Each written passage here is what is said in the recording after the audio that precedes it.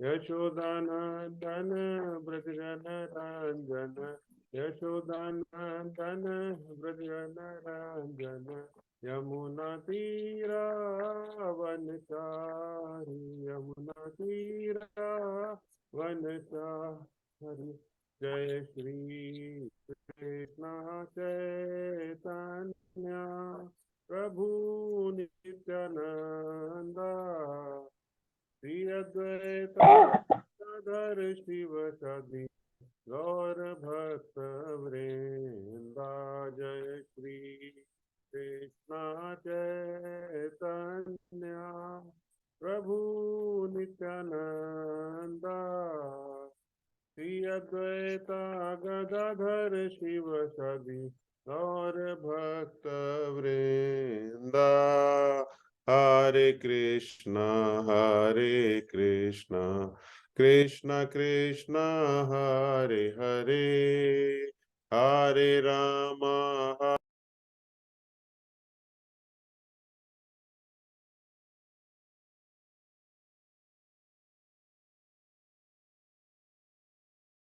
कृष्ण कृष्ण हरे हरे, हरे राम राम राम हरे हरे, हरे कृष्ण कृष्ण कृष्ण हरे हरे, हरे राम राम राम हरे हरे।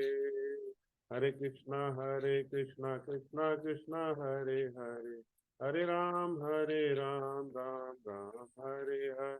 हरे कृष्णा कृष्णा कृष्णा हरे हरे, हरे राम राम राम हरे हरे। हरे कृष्णा कृष्णा कृष्णा हरे हरे, हरे राम राम राम हरे हरे। हरे कृष्णा कृष्णा कृष्णा हरे हरे, हरे राम राम राम राम हरे हरे।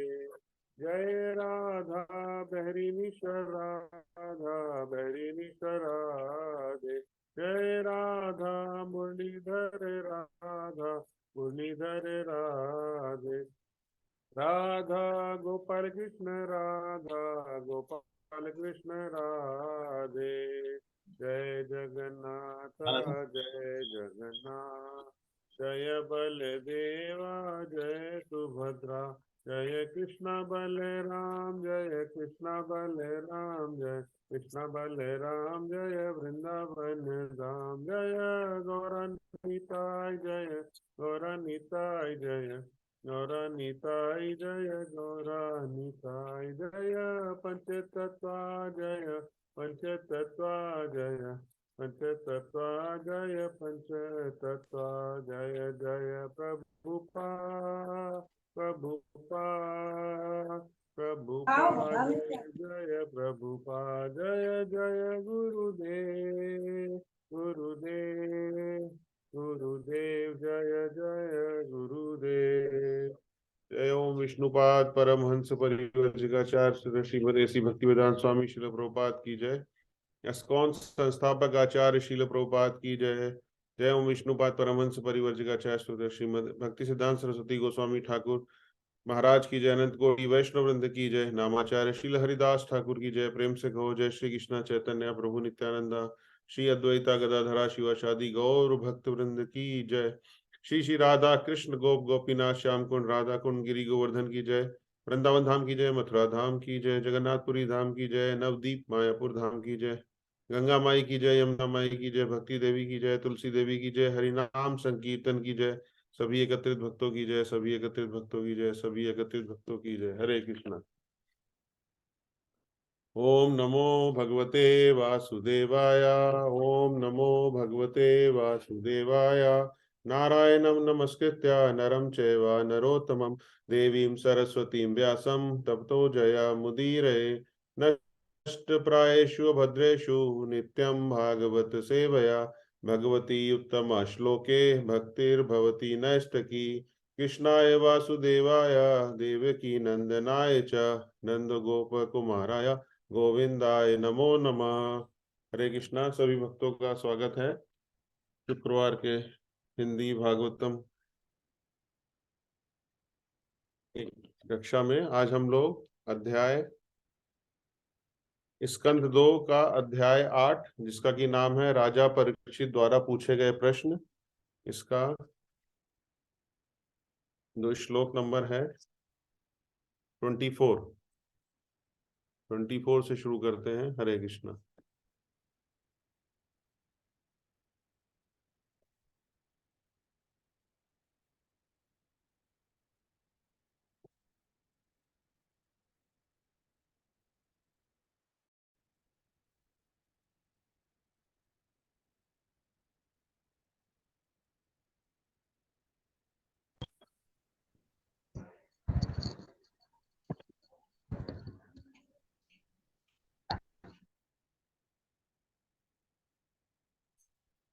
हरे कृष्णा।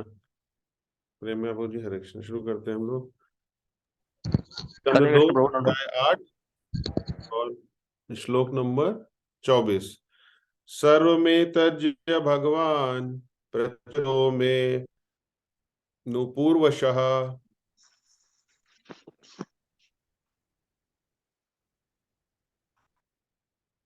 यही वाला है ना पूछा।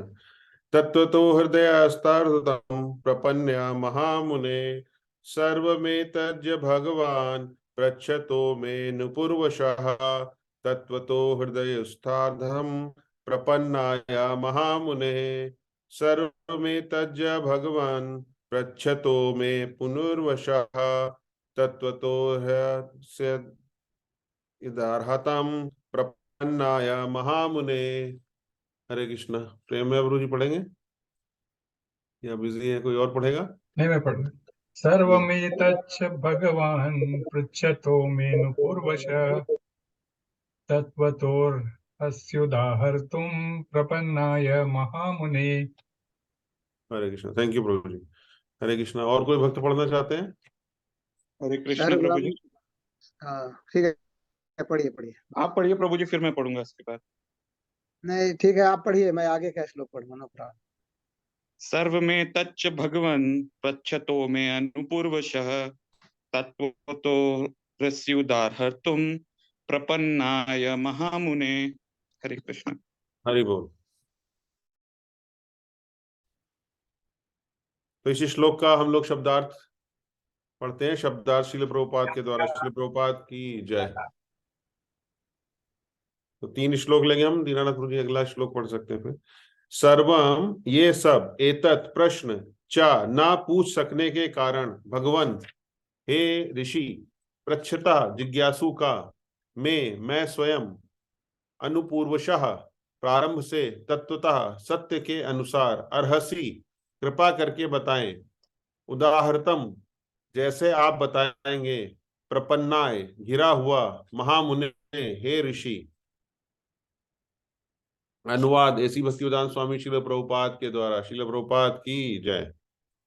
हरे कृष्ण। अनुवाद में प्रभुपाद जी लिखते हैं, हे भगवान के प्रतिनिधि स्वरूप महर्षि, आप मेरी उन समस्त जिज्ञासाओं को जिनके विषय में मैंने आपसे प्रश्न किए हैं, तथा उनके विषय में भी जिन्हें मैं जिज्ञासा करने के प्रारंभ से प्रस्तुत नहीं कर सका, उसके बारे में कृपया करके जिज्ञासा शांत कीजिए।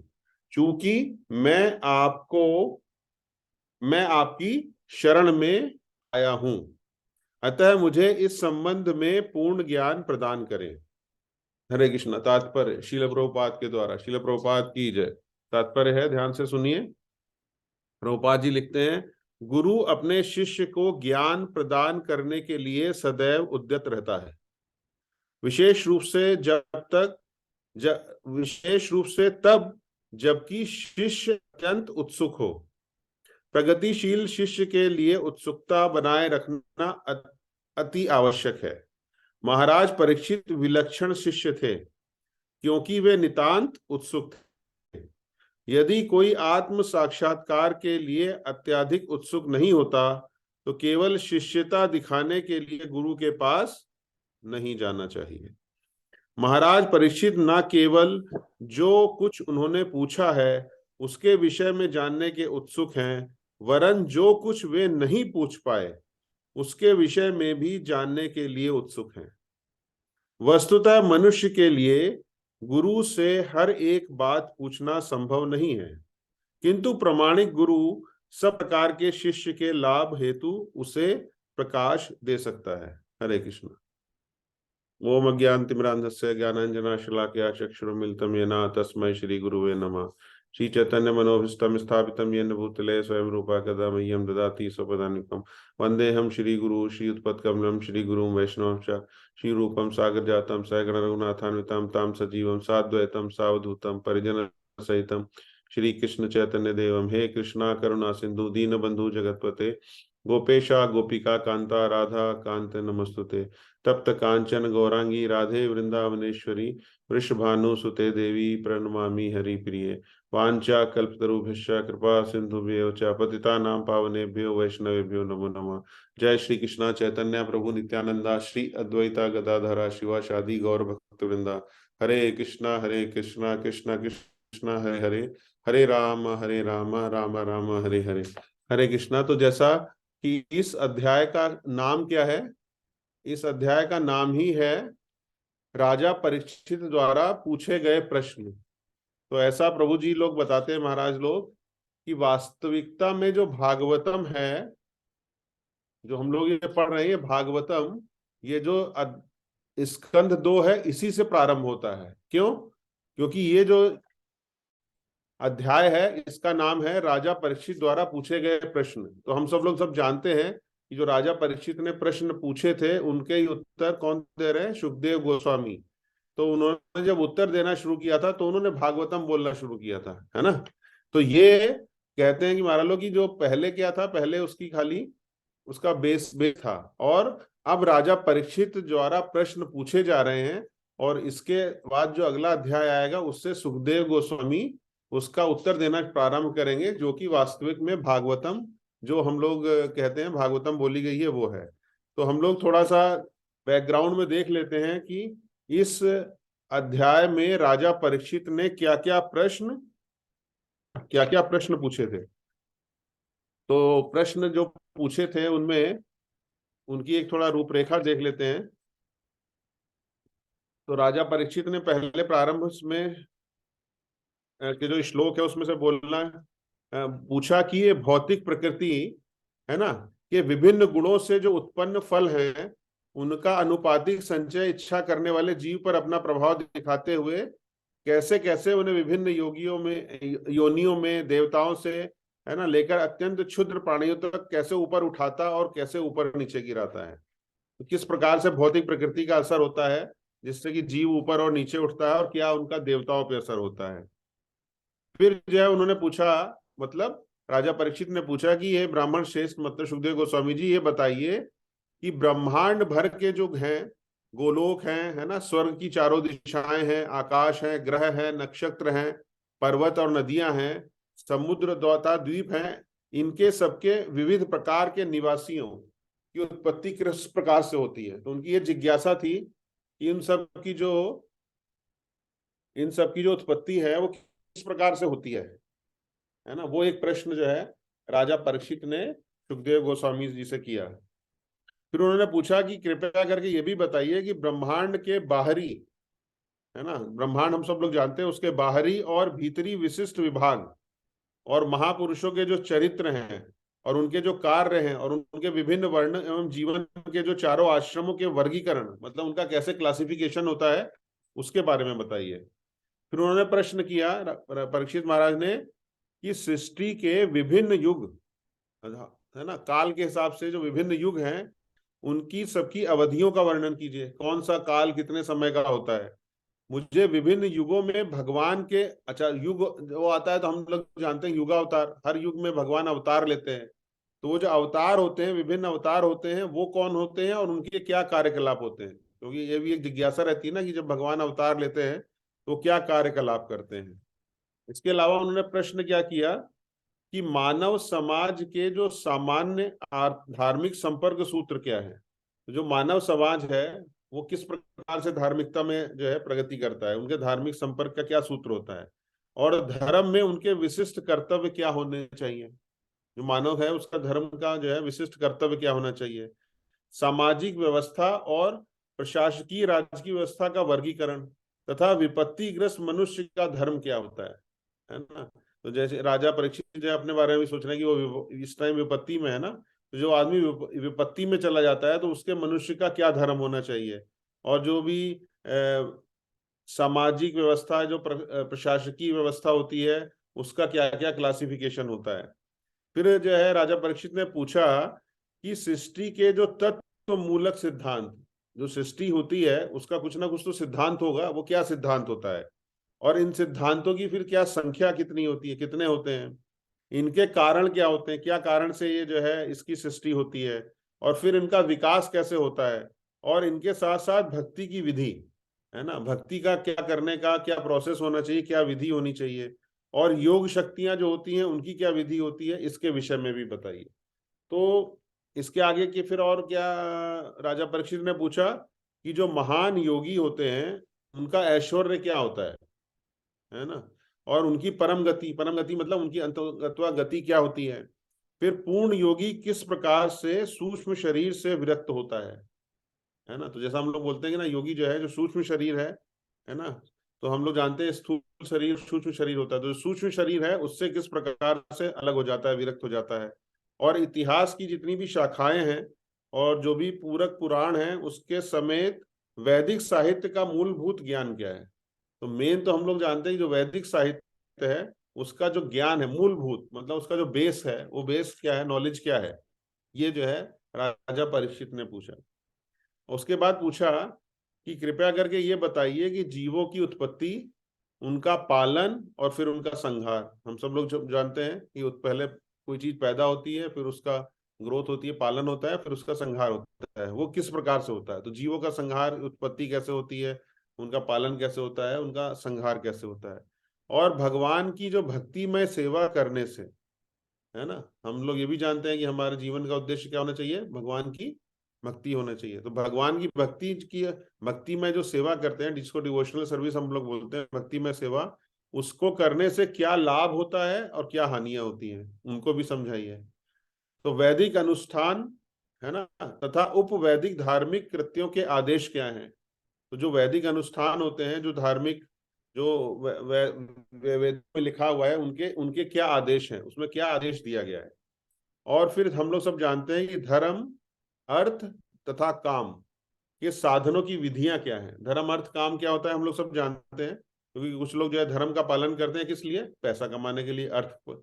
और उसके बाद जो है क्यों पैसा क्यों कमाते हैं, अपनी इच्छाओं को, मतलब काम मतलब अपनी इच्छाओं को पूर्ण करने के लिए है ना।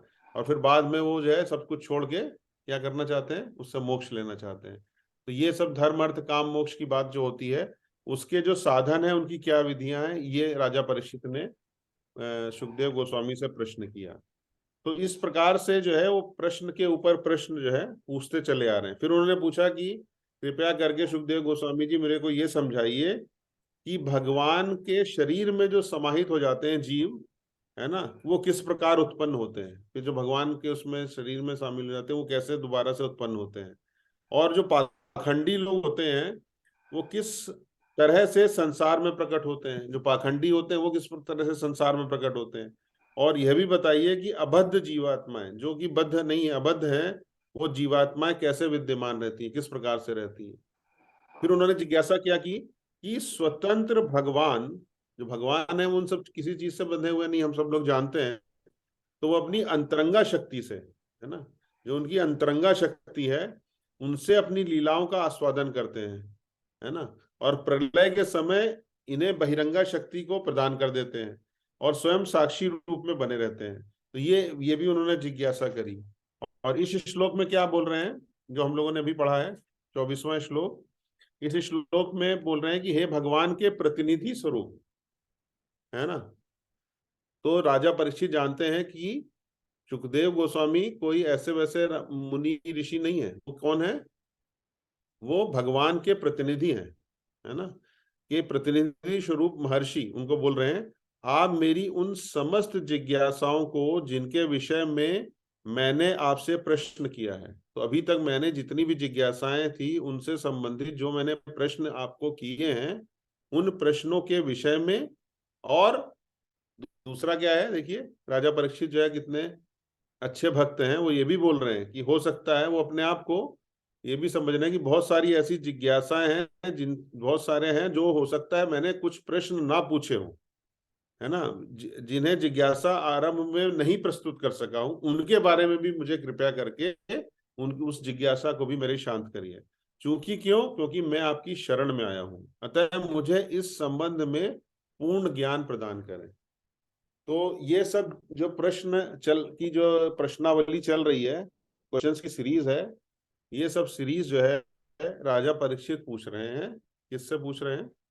सुखदेव गोस्वामी से।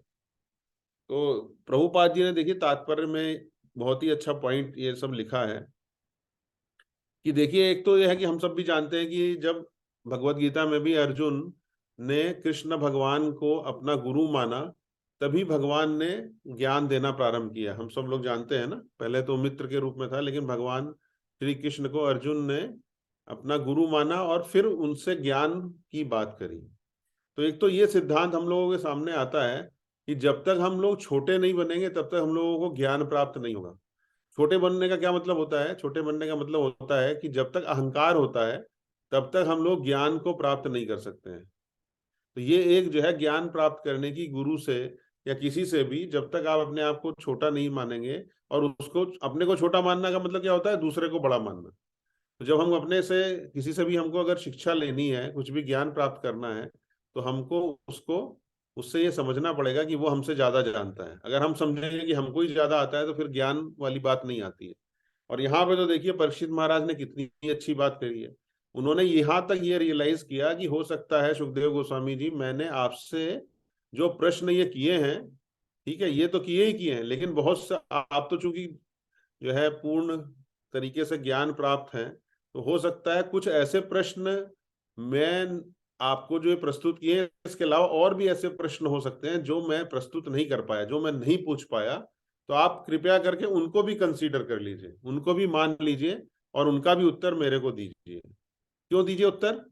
क्योंकि मैं आपसे जिज्ञासा, है ना, उनके बारे में कृपया करके जिज्ञासा शांत कीजिए।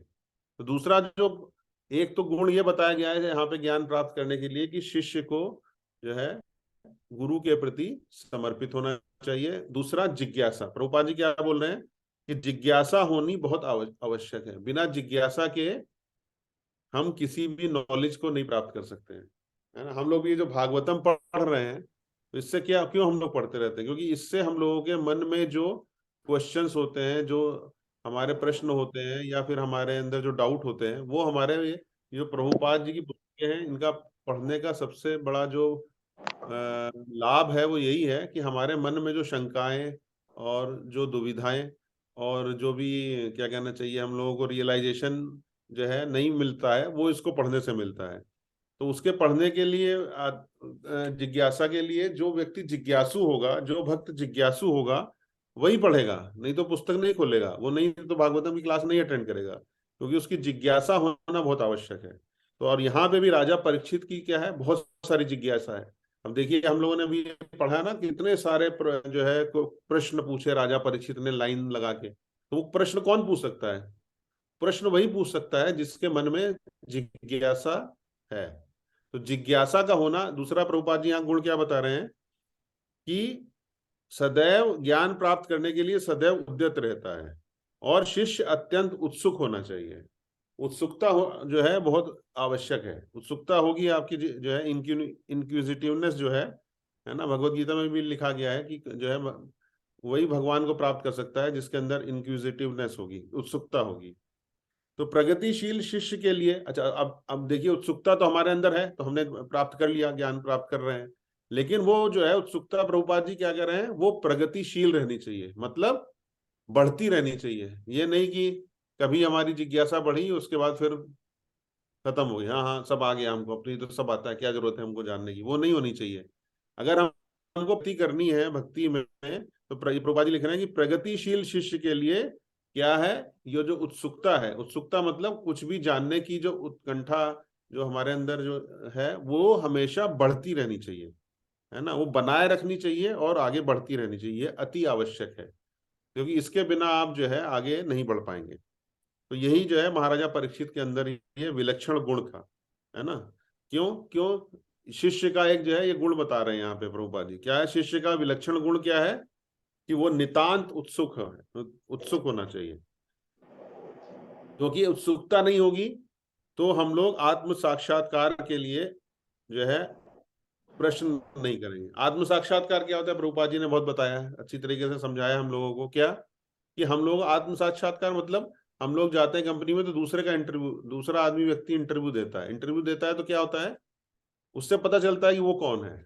लेकिन यहाँ जो चर्चा होती है वो सेल्फ रियलाइजेशन मतलब आत्म साक्षात्कार की बात होती है, कि हमें पहले अपना इंटरव्यू भी तो लेना चाहिए ना, कि हम कौन है, हैं? तो इसका प्रश्न का उत्तर क्या है, इसका अल्टीमेट आंसर यही आता है कि हम लोग भगवान के भक्त हैं, है ना, हम लोगों को भगवान की भक्ति करनी चाहिए।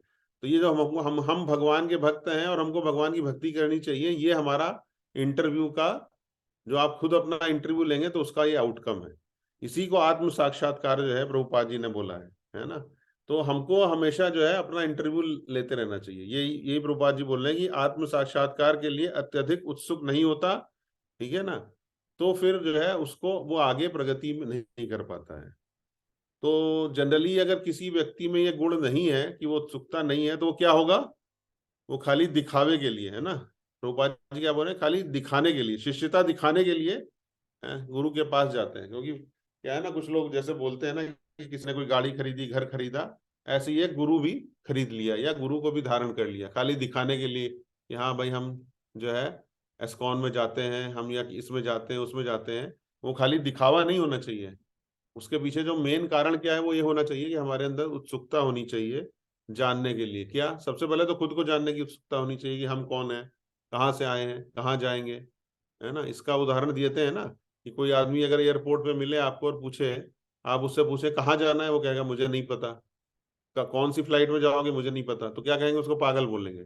इसीलिए जीवन का उद्देश्य अगर नहीं मालूम हो, आत्म साक्षात्कार नहीं हो, तो एक तरीके से उसको जो है पागल समझना चाहिए। तो ये जो है प्रभुपाद जी इसलिए बोलते थे कि आत्म साक्षात्कार जो है उत्सुकता के द्वारा जानना बहुत आवश्यक है। केवल केवल क्या है ना कि केवल गुरु के पास जो है इसीलिए नहीं जाना चाहिए, खाली दिखावा करने के लिए नहीं जाना चाहिए, है ना। और महाराज परीक्षित ने प्रभुपाद जी क्या तात्पर्य लिख रहे हैं कि जो कुछ उन्होंने पूछा उसके विषय में कितना जानने के उत्सुक थे, वरन जो कुछ वे नहीं पूछ सकते थे, तो उन्होंने ये भी एक तरह से सरेंडर किया सुखदेव गोस्वामी जी को, कि अगर कुछ प्रश्न ऐसा भी होता है ना, जो मुझे नहीं मालूम है, क्योंकि जब टीचर पढ़ाता है किसी भी स्टूडेंट को, तो टीचर को ये मालूम रहता है कि स्टूडेंट ने ये सब प्रश्न किया, लेकिन उसको ये भी मालूम रहता है कि इसको ये सब तो उसने प्रश्न किया, ये तो इसकी जिज्ञासा है, लेकिन इसके अलावा भी कुछ ऐसी चीजें हैं जो इसकी नॉलेज में नहीं है, जो इसके ज्ञान में नहीं है, जो ये नहीं समझ रहा है, ये प्रश्न नहीं पूछ रहा है उनसे संबंधित, लेकिन टीचर को मालूम रहता है कि ये भी प्रश्न जो है हो सकता है एग्जाम में आए, और इसको जो है ये उसने पूछा नहीं है फिर भी वो उसको ज्ञान देता है। तो उसी तरीके से ये है, यहाँ पे भी परीक्षित महाराज जो है बोल रहे हैं सुखदेव गोस्वामी को कि अगर महाराज कुछ मेरे से प्रश्न जो है छूट गया हो, तो वो उस प्रश्न को भी जो है आप उस प्रश्न का भी उत्तर मुझे दे दीजिए, है ना। क्योंकि प्रभुपाद जी क्या लिख रहे हैं कि वास्तविकता में क्या होता है कि गुरु के हर बात को पूछना संभव नहीं है ना, मनुष्य जो है गुरु से हर बात नहीं पूछ सकता है, लेकिन जो प्रमाणिक गुरु होता है, प्रमाणिक गुरु का कौन होता है, प्रमाणिक गुरु की सबसे बड़ी जो है परिभाषा यही है कि जो कृष्ण भगवान का भक्त है और जो परंपरा से जुड़ा हुआ है उसी को प्रमाणिक गुरु कहा जाता है। वो सब प्रकार से शिष्य के लाभ हेतु उसे प्रकाश देता है। तो जो प्रमाणिक गुरु है, अभी आगे चर्चा होगी अगले श्लोक में, प्रमाणिक गुरु क्या करना चाहता है, हमेशा जो है वो अपने शिष्य का भला चाहता है, शिष्य का लाभ चाहता है। वो ऐसा गुरु नहीं है जो अपना लाभ चाहता है ना। कलयुग में बहुत सारे गुरु ऐसे होते हैं जिनका उद्देश्य क्या होता है, उनका उद्देश्य होता है अपना लाभ प्राप्त करना, ना कि अपने शिष्य का लाभ प्राप्त करना। और वो लाभ भी कैसा, लाभ भी आध्यात्मिक होना चाहिए और परमानेंट होना चाहिए और आत्म साक्षात्कार की ओर लेके जाना चाहिए। उसी चीज को प्रभुपाद जी हमेशा कभी भी गुरु शब्द का उपयोग नहीं करते हैं, यूज नहीं करते हैं परपोर्ट में, हमेशा किसका यूज करते हैं, प्रमाणिक गुरु का। तो ये चीज हम लोग को मालूम रहना चाहिए और हम लोगों को औरों को बताना भी चाहिए कि गुरु का जो है क्वालिफिकेशन क्या है, और शिष्य की क्वालिफिकेशन की भी बात चल रही है, तो प्रमाणिक गुरु होना चाहिए। हरे कृष्ण। तो अब हम लोग अगला श्लोक लेंगे, श्लोक नंबर 25। हरे कृष्ण।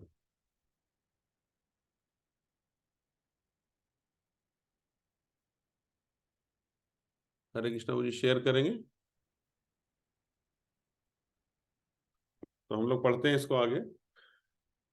अत्र प्रमाण ही भगवान परमेस्थि यथात्मभू अपरे चानुतिष्ठन्ति पूर्वेषां पूर्वजैः कृतम्। अत्र प्रमाणं हि भवान् परमेस्थि यथात्मभू अपरे चानुतिष्ठन्ति पूर्वेषां पूर्वजैः कृतम्।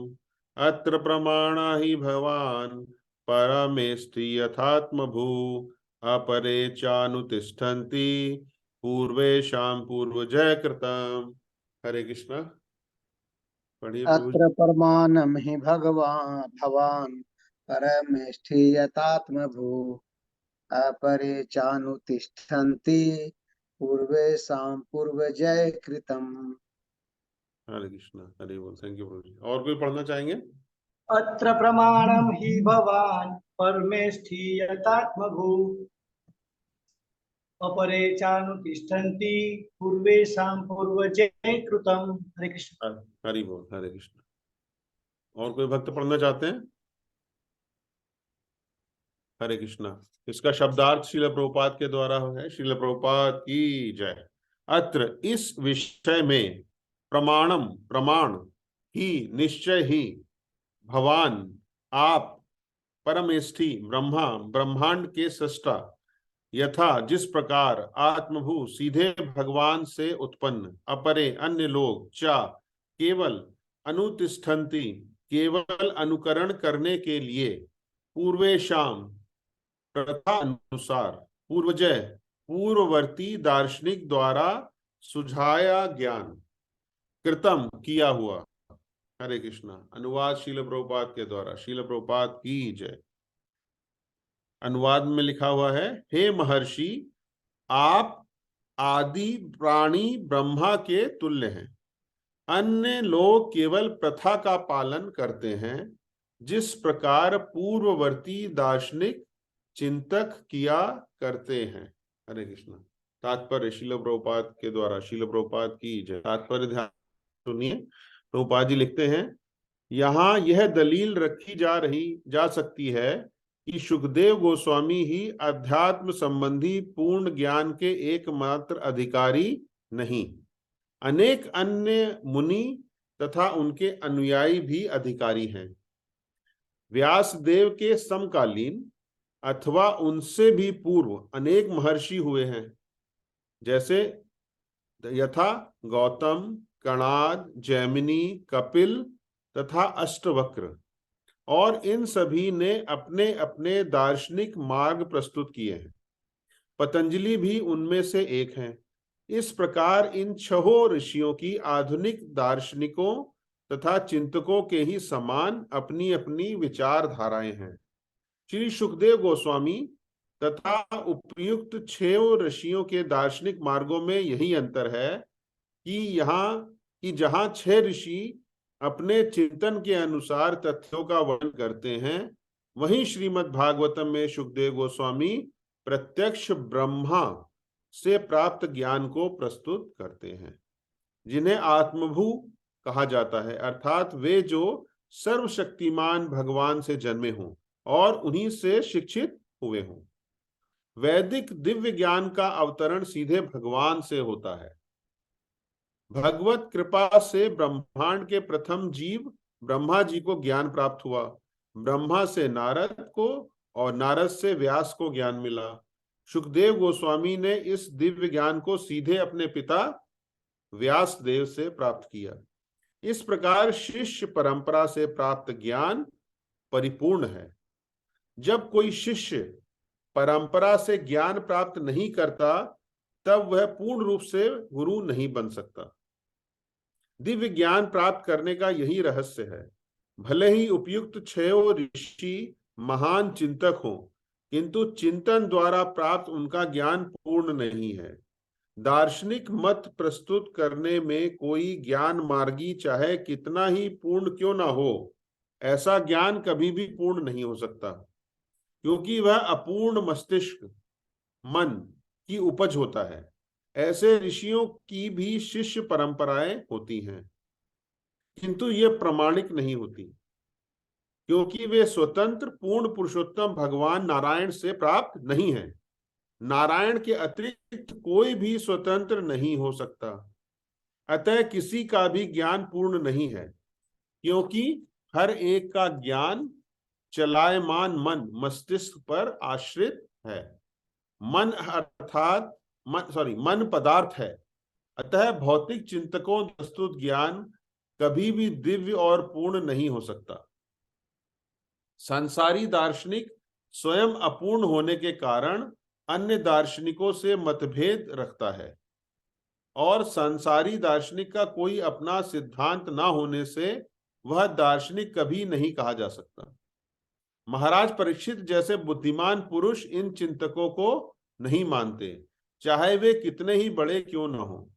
वे तो केवल शुकदेव गोस्वामी जैसे अधिकारी से ही सुनते हैं, जो परंपरा पद्धति के द्वारा श्री भगवान से अभिन्न है, और जैसा कि भगवत गीता में विशेष बल के साथ कहा गया है। हरे कृष्ण। श्रील प्रभुपाद की जय। तो प्रभुपाद जी ये जो श्लोक है, इसमें क्या चर्चा हो रही है कि शुकदेव गोस्वामी को राजा परीक्षित बोल रहे हैं कि हे महर्षि, आप जो है आप आदि प्राणी कौन है? ब्रह्मा, उसके तुल्य हैं, और अन्य लोग केवल प्रथा का पालन करते हैं, है ना, जिस प्रकार पूर्ववर्ती दार्शनिक चिंतक किया करते थे। तो इस तात्पर्य में प्रभुपाद जी हम सब लोगों को मालूम है ना, उस किस बात से हम लोगों को अवज्ञा करा रहे हैं, मतलब क्या हम लोगों को ज्ञान दे रहे हैं, वो बहुत इंपॉर्टेंट है कि हम लोगों को क्या है, प्रामाणिक गुरु की शरण में जाना चाहिए, ये सब हम लोगों को मालूम है। लेकिन हम लोगों को जो शास्त्र पढ़ना चाहिए वो भी कौन सा पढ़ना चाहिए? प्रामाणिक शास्त्र पढ़ना चाहिए। प्रामाणिक शास्त्र क्या होता है? जो कि परंपरा के द्वारा श्री भगवान से शुरू हुआ और फिर वो आगे भगवान के भक्तों के द्वारा आगे प्रोपोगेट होता है ना। तो क्या है इस बारे में एक बहुत ही इंपॉर्टेंट कहना है एस्कॉन के भक्तों का, कि हम लोग तरह तरह के लोगों से तरह तरह की कथाएं सुनते हैं, है ना, लेकिन उनसे हम क्या हो सकते हैं? हम उनसे प्रभावित हो सकते हैं, है ना। आप लोग YouTube में इसमें कहीं भी सुन सकते हैं, बहुत कुछ ज्ञान अवेलेबल है, लेकिन उस ज्ञान से हम लोग क्या है ना, पढ़ने से सुनने से हम लोग प्रभावित हो सकते हैं, लेकिन हम वो सब चीज हमको प्रभुपादित नहीं कर सकती। प्रभावित कर सकते हैं, प्रभुपादित नहीं कर सकते। तो कहने का क्या तात्पर्य है यहाँ पे? प्रभावित और प्रभुपादित में क्या अंतर है? कि जो शास्त्र भगवान का जो वास्तविक ज्ञान है, आध्यात्मिक ज्ञान है, उसकी तरफ हमें जोड़ता है, तो उससे तो हमको कुछ फायदा होने वाला है। फायदा क्या? हम इससे पहले क्या चर्चा हुई थी? आत्म साक्षात्कार की। तो वो हमें ये रियलाइज कराएगा कि हम कौन है, भगवान कौन है, हमारा भगवान से क्या संबंध है, हमें भगवान की सेवा क्या करनी है। ये सब जो आध्यात्मिक प्रमाणित शास्त्र हैं, उनको अगर हम पढ़ेंगे तो हमें मालूम चलेगा, तो फिर हम दिग्भ्रमित नहीं होंगे, मतलब अपनी दिशा में जो है भ्रम नहीं होगा, और जो हमें हमारा जीवन का लक्ष्य प्राप्त करने का है उसको हम प्राप्त कर सकते हैं। और अगर हम जो है इसको छोड़ के किसी और से सुनने लगेंगे कथा, किसी और सब्जेक्ट, किसी और ग्रंथ को पढ़ने लगेंगे जो कि हमें भगवान की तरफ नहीं लेके आता है, तो वो हमें दिग्भ्रमित कर देगा। तो इसीलिए प्रभुपाद जी इस बात की वार्निंग देते थे कि हमको क्या पढ़ना चाहिए? हमको वही शास्त्र पढ़ना चाहिए जो कृष्ण भगवान के भक्तों के द्वारा लिखा गया है, उनके द्वारा समझाया गया है। नहीं तो क्या होगा कि हम लोग उसको मनोरंजन के कारण से हम लोग पढ़ने लगते हैं, लेकिन उससे हमारा भला नहीं होने वाला है। तो पहले तो हमें ये पता होना चाहिए कि हमारा भला वास्तविकता में भले का मतलब क्या है, हम लोग क्या बात कर रहे हैं, भला का मतलब क्या है? यही आत्म साक्षात्कार। हमें पता रहना चाहिए कि हमारा जीवन का उद्देश्य क्या है, भगवान क्या है, भगवान की भक्ति हमें क्यों करनी चाहिए, कैसे करनी चाहिए, उसका लाभ क्या होगा, उसका परिणाम क्या होगा। तो ये सब जो ज्ञान है वो हम लोगों को कहाँ से प्राप्त हुआ, है ना। ये जो हम लोग पूरा जो हमारा साधु संघ बैठा है यहाँ पे, हम लोगों को ये सब ज्ञान कहाँ से प्राप्त हुआ। हमको ये सब ज्ञान जो है प्रभुपाद जी के पुस्तकों के माध्यम से ही प्राप्त हुआ है। तो यही चर्चा देखिए, ये कोई नई परंपरा नहीं है। देखिए ये परंपरा कब से चल रही है, ये परंपरा देखिए राजा परीक्षित के समय से चल रही है। तो राजा परीक्षित को भी इस बात की नॉलेज थी कि मुझे जो नॉलेज है ना, जो आध्यात्मिक ज्ञान प्राप्त करना है, वो किससे प्राप्त करना है, वो सुखदेव गोस्वामी से प्राप्त करना है। क्यों? क्योंकि सुखदेव गोस्वामी को जो ज्ञान प्राप्त है वो किससे प्राप्त हुआ है ना, उनको जो है व्यासदेव से प्राप्त हुआ है। व्यासदेव जी को किसने दिया, नारद जी ने दिया, और नारद जी को किससे मिला, ब्रह्मा से मिला। तो जैसा हम सब जानते हैं कि भगवान श्री कृष्ण ने जो तप किया तो ब्रह्मा जी को यह ज्ञान प्राप्त किया। तो कहने का क्या तात्पर्य है कि ये पूरा का पूरा जो है परंपरा से ज्ञान प्राप्त हो रहा है, और उसी ज्ञान को हमको कंसंट्रेट करना चाहिए।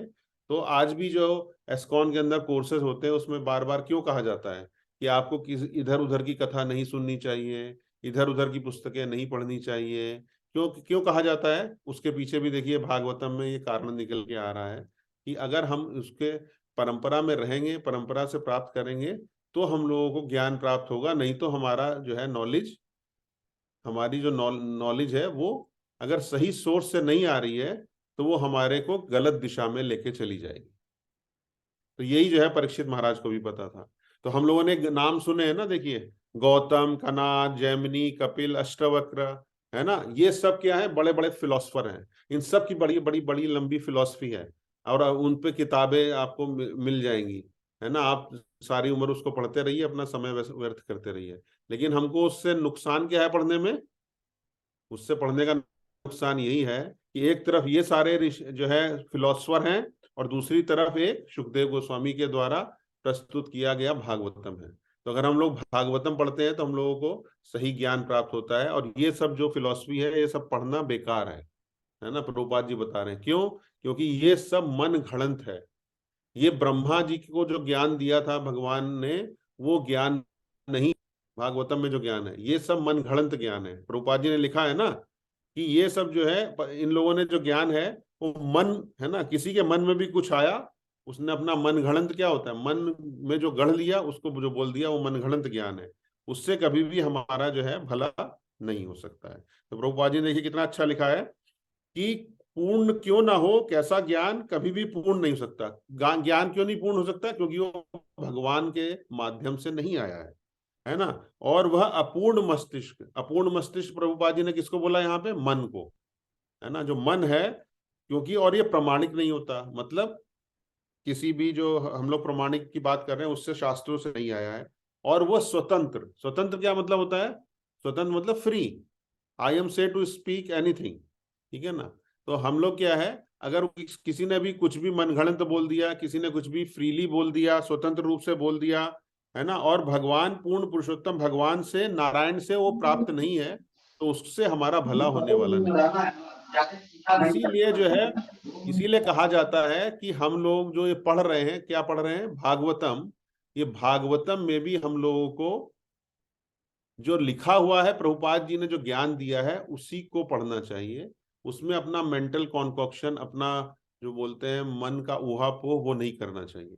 तो भक्त लोग तो जिस श्लोक के तात्पर्य में कुछ प्रभुपाद जी ने नहीं लिखा है उसमें कुछ बोलते भी नहीं है ना। क्योंकि जब प्रभुपाद जी ने नहीं बोला तो हम क्या बोलेंगे, हम बोलेंगे तो वही मनगढ़ंत हो जाएगा ना।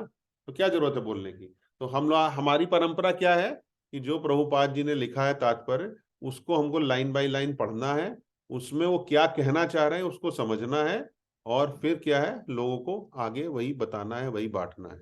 तो प्रभुपाद जी इस पॉइंट को यहाँ पर बहुत ज्यादा अच्छे से एम्फेसाइज कर रहे हैं, है ना।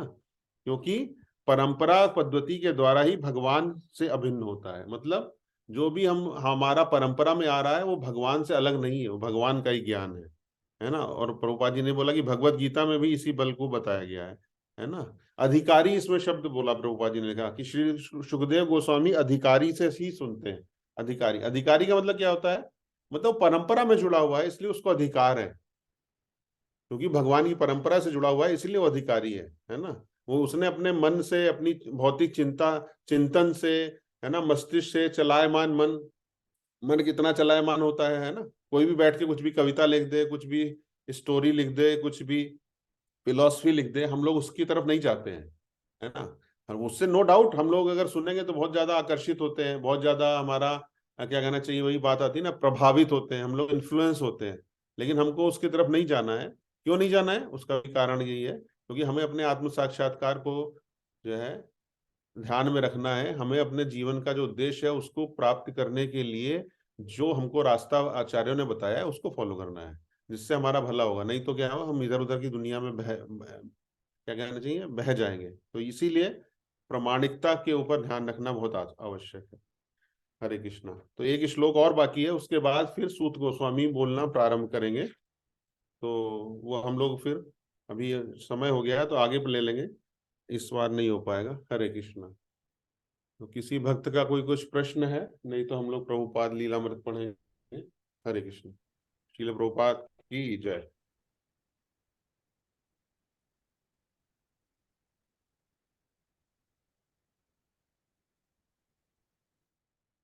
कोई भक्त लोग कुछ जोड़ना चाहते हैं, बताना चाहते हैं? तो जैसी चर्चा चल रही थी शुरू में कि उत्सुकता जरूर होनी चाहिए, तो किसी ना किसी भक्त की उत्सुकता जरूर होनी चाहिए कुछ बोलने की। हरे कृष्णा।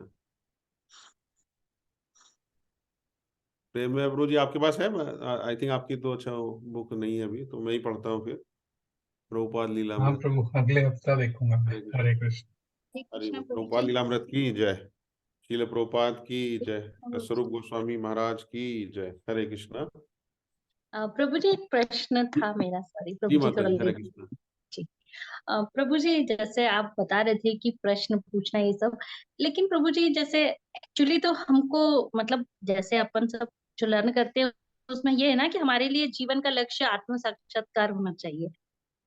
जी पर प्रभु जी कई लोग तो यही नहीं चाहते हैं, मतलब कि उनको नहीं लगता कि आत्म साक्षात्कार जैसी कोई चीज होती है, और हमको उसी की जिज्ञासा नहीं होती ना, तो हम जी। फिर क्या प्रश्न कैसे पूछेंगे? तो माता जी, आत्म साक्षात्कार का आपका प्रश्न ये है कि आत्म साक्षात्कार के लिए जिज्ञासा लोग नहीं करते हैं, है ना। तो वो इसलिए नहीं करते हैं क्योंकि उनको ज्ञान की कमी है ना। प्रभुपाद जी ने और भगवत गीता में सबसे पहला ज्ञान तो यही दिया ना कि हम शरीर नहीं है, क्या है, आत्मा है ना। तो जब हम लोग अपने आप को शरीर ही समझते रहेंगे तो हमारे अंदर जिज्ञासा आएगी नहीं। वो कहेंगे हमारे को तो सब कुछ सही है, हमारे को क्या प्रॉब्लम है। तो सबसे पहला जो ज्ञान है, जो उत्सुकता ना होने का कारण ये है कि हम लोग अपने आप को, क्या है ना, शरीर को ही सब कुछ समझ लेते हैं, हम लोग आत्मा को नहीं समझ पाते। तो ये एक पहले ही नॉलेज है ना माता जी। तो ये जब हम किसी को भी अगर आपका क्वेश्चन ये है कि किसी के अंदर आत्म साक्षात्कार की जिज्ञासा नहीं हो रही है, तो उसको सबसे पहला ज्ञान तो यही देना चाहिए कि भाई देखो, तुम ये जो शरीर है ये नहीं हो, वास्तविक में तुम आत्मा हो। फिर उसका जो है, फिर उसको ये बुद्धि खुलेगी, फिर उसको समझ में आएगा कि हाँ भाई, पुनर्जन्म भी होता है। पुनर्जन्म का कारण आत्मा में जो हमने कर्म की है उसके हिसाब से हमारा जन्म होता है ना, अगला जन्म होता है, पुराना जन्म भी था। तो ये जो है ना माता जी, ये बेसिक नॉलेज है ना। प्रभुपाद जी ने भी और भगवत गीता में भी देखिए, अर्जुन को पहला जो ज्ञान दिया गया भगवत गीता का, वो यही बताया गया ना कि देहात्म बुद्धि से जो है ऊपर उठना है ना। और प्रभुपाद जी जब प्रचार करते थे उसमें भी यही बताते थे कि जो है, तुम लोग ये शरीर नहीं हो, एक आत्मा हो। तो ये अगर किसी को बताया जाए तो नो डाउट उसकी जो है, जो आत्म साक्षात्कार के प्रति जो जिज्ञासा है वो अवश्य बढ़ेगी। ठीक। हरे कृष्ण। Thank you. हरे कृष्ण।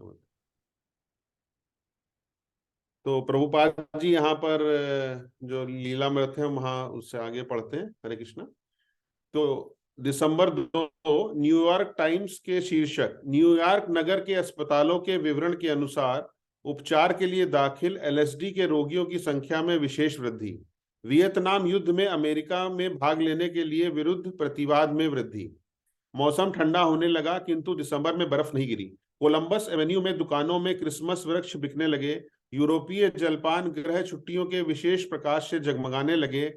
72वीं सड़क पर रिटेलर्स एसोसिएशन की ओर से ऊंचे ऊंचे लाल खंबे खड़े किए गए जिनके सिरों पर हरे रंग के सलमा सितारों से चमकते हुए क्रिसमस वृक्ष लहरा रहे थे। सड़क की दोनों ओर खड़े खंभों के सिरों को मंडित करने वाले इन भड़कीले क्रिसमस वृक्षों से चमकती मालाएं पल्लवित होकर सड़क के आर पार फैली हुई थी और रंग बिरंगे प्रकाश से घिरे लाल पन्नी के तारों से जुड़े हुई थी। यद्यपि प्रभुपाद ने क्रिसमस की कोई खरीदारी नहीं की, फिर भी वे अपना श्रीमद् भागवत बेचने के प्रयास में ओरिएंटलिया, सैम विजर्स, डबल डे, पैरागॉन और कितने ही अन्य पुस्तक भंडारों में गए। पैरागॉन बुक गैलरी के स्वामी की पत्नी नीमती फेबर्स ने प्रभुपाद को एक प्रीतिकर और बहुत ही विनम्र लघुकाय सज्जन माना। पहली बार जब प्रभुपाद उनके यहाँ गए तो उन्होंने उनकी पुस्तकों में रुचि नहीं दिखाई, किंतु प्रभुपाद ने फिर प्रयत्न किया तो श्रीमती फेबर्स ने कई प्रतियां खरीद ली। प्रभुपाद लगभग प्रति सप्ताह उनकी दुकान पर जाते थे और चूंकि उनकी पुस्तकें बराबर बिक रही थी, इसलिए उनकी कीमतें उन्हें मिल जाती थी।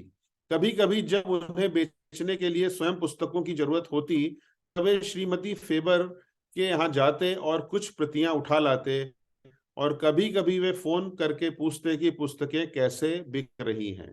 श्रीमती फेबर्स ने बोला, वे जब भी आते वे एक गिलास जल मांगते। यदि कोई ग्राहक इस तरह की मांग करता तो मैं प्रायः कह देती वाटर कूलर वहां है, किंतु प्रभुपाद वृद्ध थे, इसलिए मैं उन्हें ऐसा ना कहती। वे सदैव बहुत विनम्र और शालीन थे और बहुत बड़े विद्वान थे, इसलिए वे जब भी मांगते मैं स्वयं उनके लिए एक गिलास जल लाती। एक बार प्रभुपाद श्रीमती फेबर से भारतीय पाक विद्या के संबंध में बात कर रहे थे और वे बोली कि उन्हें समोसे बहुत पसंद थे। जब प्रभुपाद दूसरी बार उनके पास गए तो वे एक प्लेट समोसे ले गए और श्रीमती फेबर्स ने उन्हें बड़े स्वाद से खाया। हार्वे कोहन, जो स्वामी जी के आनंद आश्रम में बहुत अधिक प्रभावित हुआ था, उनसे मिलने के लिए उनके 501 नंबर के कमरे में प्रायः आता था। हार्वे ने बोला, जिस कमरे में वे रहते थे वह मैनहट्टन से ऊपरी भाग में योग सोसाइटी के पिछले हिस्से में एक छोटा सा कार्यालय था। मैं नियमित रूप से उनके पास जाने लगा और हम उस छोटे से कार्यालय में फर्श पर एक दूसरे के आमने सामने बैठ जाते। उनका टाइपराइटर और एक नया टेप रिकॉर्ड 2 सूटकेसों के ऊपर रखे होते थे और वहां पुस्तकों से भरा हुआ एक बॉक्स था जिन्हें वे भारत से लाए थे, और नृत्य करती हुई आकृतियों की एक रंगीन प्रतिकृति थी जिसे वे प्रायः देखा करते थे। मैंने स्वामी भक्तिवेदांत को बताया कि मैं एक कलाकार हूं और उन्होंने मुझसे अनुरोध किया कि मैं उन नर्तकों का चित्र बनाऊं। उन्होंने बताया कि वह चित्र चैतन्य महाप्रभु और उनके शिष्यों का था। वह चित्र संकीर्तन कहलाता था। मैं जब भी उनसे मिलने जाता, स्वामी जी प्रसन्नता पूर्वक मुझसे मिलते थे। मैंने अपने विषय में उन्हें बताया और उस जाड़े में कई रातों में उन्हें उनके कमरे में हमने साथ साथ हरे कृष्णा कीर्तन किया। मैं अपने आवास से नगर के ऊपरी भाग में उनसे मिलने के लिए ट्रेन द्वारा जाया करता था। हरे कृष्णा। श्रील प्रभुपाद की जय। देखिए प्रभुपाद जी कैसे टीचिंग करते थे, कैसे कोई चित्रकार आया, कोई जो आया तो उससे भी उन्होंने जो है चैतन्य महाप्रभु और पंचतत्वा का जो है पिक्चर बनवाया। और देखिए समोसा कितना काम आता है प्रीचिंग में। कल हम लोगों ने समोसे का प्रसाद खाया और यहाँ भी प्रभुपाद जी से उसने समोसा मांगा तो प्रभुपाद जी समोसे लेके आए उसके लिए। हरे कृष्ण। प्रभुपाद की जय। हरि बोल। हरे कृष्ण। हरे कृष्ण प्रभु जी। तो कोई अनाउंसमेंट है दीननाथ प्रभु जी? हरि बोल। हरे कृष्णा। अनाउंसमेंट तो अभी वही रथ यात्रा होगी, स्नान यात्रा होगी अगले महीने 2 जून को। हाँ हाँ, भगवान 2 जगन्नाथ जून को का है। अपीयरेंस डे है, 4 जगन्नाथ का जून को। जन्मदिन है। हाँ हाँ, प्रभु जी 4 जून को है ना? 4 जून है, हाँ 4 सर, जून। 4 4 जून जून 4 को। जून 4 2 जून को ये है जय प्रभु अपने जगन्नाथ। सिल 4 जून 4 जून। 2 जून को पानी हट्टी है। पानी हाँ, हटी 2 है 2 जून जून, को पानी वही हाटी होगा। कंफ्यूज हो गया। जी चूड़ा जी। दही तो एक चैतन्य महाप्रभु के फर्स्ट हाँ, टाइम चूड़ा के ऊपर दही। एक है 2 तारीख को, और एक फिर लॉर्ड जगन्नाथ का अपीयरेंस डे, जन्मदिन है उस दिन, जी स्नान जी। यात्रा। फिर रथ यात्रा होगी 20 तारीख को। तो हरि बोल। यही है। जय जगन्नाथ। जय जगन्नाथ प्रभु। देखिए, और प्रेम में आज प्रभु जी कल- महासंकीर्तन है शाम को, 20 तारीख हाँ, बताओ हाँ, मैं आज शाम को मंदिर में कीर्तन है। महासंकीर्तन है। और कल प्रेम में प्रभु जी का फ्लाइट है हरि हैदराबाद। बोल। अच्छा कल है। हम्म, हरि बोल। प्रेम में प्रभु जी के लिए स्पेशली और सब उपस्थित भक्तों के लिए, उनके परिवार के लिए, सभी के लिए नरसिंह प्रिय। नरसिंह भगवान से प्रार्थना करते हैं। राधा राजन प्रभु स्टार्ट नरसिंह प्रिय। हाँ प्रभु जी, हरि हरि बोलो। श्री भक्ति विघ्न विनाशक नरसिंह देव भगवान की जय। भक्त शिरोमणि प्रहलाद महाराज की जय। नमस्ते नरसिंहाय प्रहलाद लाददायिने हिरण्यकशिपूर्वक्षः शिलाटङ्कनखालये इतो नरसिंह परतो नरसिंह जत जत जामि ततो नरसिंह वही नरसिंह हृदये नरसिंह नरसिंहमादिं शरणं प्रपद्ये तव कर कमल बरे नखम् अद्भुत सिंह ललिता हिरण्यकशिपु तनुभृङ्गाम् केशवधृता नरहरिरूप जय जगदीश हरे जय जगदीश हरे